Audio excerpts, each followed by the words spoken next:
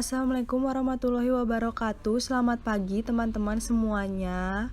Pada pertemuan ke-9 hari ini, kami dari kelompok 7 ingin mempresentasikan hasil diskusi kami tentang akuntansi pemerintahan pusat.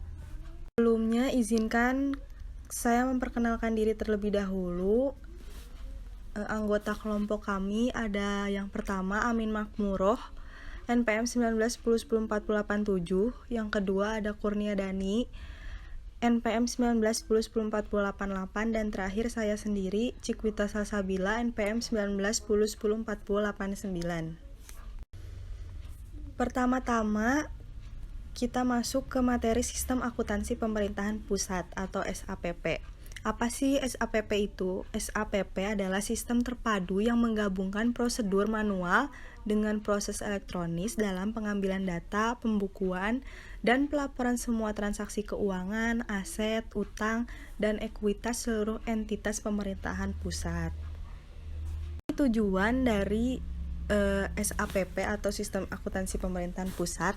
Nah, tujuannya ini untuk menjaga aset pemerintah pusat dan instansi-instansinya melalui pencatatan, pemrosesan, dan pelaporan transaksi keuangan yang konsisten sesuai dengan standar dan praktik akuntansi yang bertema umum.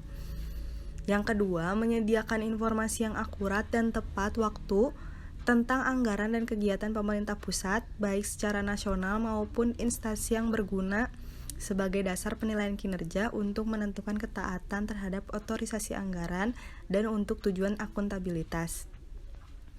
Yang ketiga, menyediakan informasi yang dapat dipercaya tentang posisi keuangan suatu instansi dan pemerintah pusat secara keseluruhan. Yang keempat, menyediakan informasi keuangan yang berguna untuk perencanaan, pengelolaan, pengendalian kegiatan dan keuangan pemerintah secara efisien. Selanjutnya mengenai karakteristik SAPP. Sistem akuntansi pemerintah pusat memiliki karakteristik sebagai berikut, yaitu pertama, dirancang sesuai dengan konstitusi dan peraturan perundang-undangan. Yang kedua, menyediakan informasi yang akuntabel dan auditable. Yang ketiga, menyediakan informasi keuangan yang diperlukan untuk penyusunan rencana atau program dan evaluasi pelaksanaan secara fisik dan keuangan. Anggaran pendapatan dan belanja negara atau yang disingkat dengan APBN merupakan suatu perwujudan dari pengelolaan keuangan negara yang disahkan di tiap tahun sesuai dengan undang-undang serta juga dilaksanakan dengan secara terbuka yang mana pemerintahan itu bertanggung jawab penuh untuk kemakmuran rakyat. Mengacu pada Pasal 23 ayat 1 Undang-Undang Dasar 1945 perubahan, terdapat 5 unsur dari APBN, yaitu 1. APBN sebagai pengelola keuangan negara. 2. APBN ditetapkan di tiap tahun serta berlaku 1 tahun. Yang ketiga, APBN ditetapkan dengan undang-undang. Yang keempat, APBN dilaksanakan dengan secara terbuka serta bertanggung jawab. Yang kelima, APBN ditujukan untuk kemakmuran rakyat. Struktur APBN.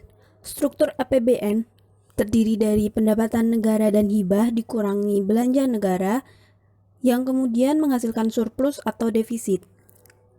Pendapatan negara dan hibah merupakan suatu penambahan nilai kekayaan bersih di dalam sebuah negara, yaitu dapat berupa penerimaan pajak, penerimaan negara bukan pajak, dan penerimaan hibah.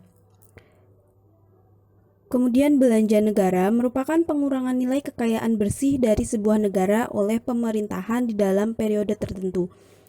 Yang merupakan belanja negara yaitu anggaran belanja pemerintah pusat dan anggaran transfer ke daerah.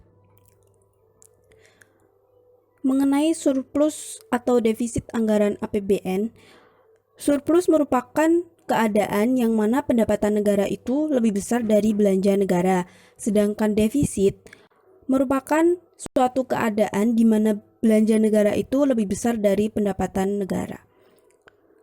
Pembiayaan APBN ialah di tiap-tiap penerimaan yang wajib untuk dibayarkan kembali serta juga pengeluaran yang kemudian akan diterima kembali, baik itu di tahun anggaran yang bersangkutan ataupun juga di tahun anggaran berikutnya. Selanjutnya, siklus akuntansi APBN. yaitu perencanaan dan penganggaran, pembahasan, penetapan, pelaksanaan, pelaporan dan pencatatan, serta pemeriksaan dan pertanggungjawaban.